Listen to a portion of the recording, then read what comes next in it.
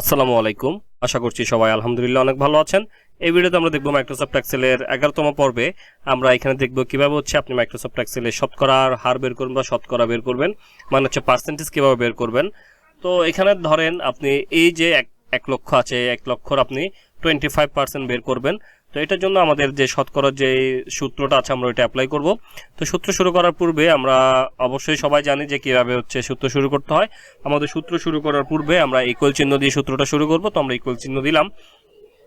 এখন এই যে এখানে 1 লক্ষ, 5 লক্ষ, 10 লক্ষ যতই থাকুক না কেন, আপনার যে সংখ্যাটা থাকুক না কেন, এটা সেল অ্যাড্রেসটা দিয়ে দিবেন। তো এটা সেল অ্যাড্রেস আমরা এখানে ক্লিক করলে সেল অ্যাড্রেসটা চলে আসবে। দেখতে পাচ্ছেন এটা E7, দেখতে পাচ্ছেন E number column, 7 number rho.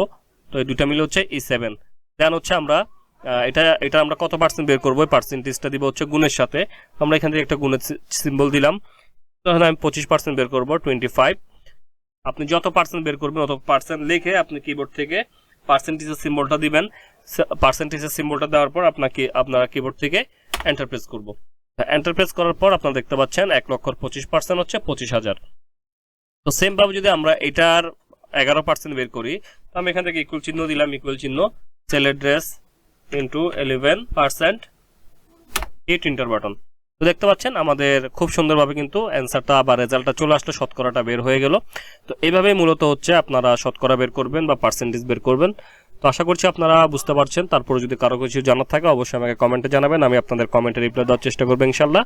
আর ইতিমধ্যে যারা আমার চ্যানেল সাবস্ক্রাইব করেছেন তাদেরকে আমি অসংখ্য ধন্যবাদ জানাচ্ছি, এবং যারা সাবস্ক্রাইব করেন নাই, যদি প্রয়োজন মনে করেন সাবস্ক্রাইব করে নোটিফিকেশন বেল আইকনটা অন করে রাখবেন পরবর্তীতে এই ধরনের আরও ইম্পর্টেন্ট ভিডিও পাওয়ার জন্য। তো আজকে এতটুকুই। সবাই ভালো থাকবেন, সুস্থ থাকবেন, নিজের খেয়াল রাখবেন। আল্লাহ হাফেজ, আসসালামু আলাইকুম।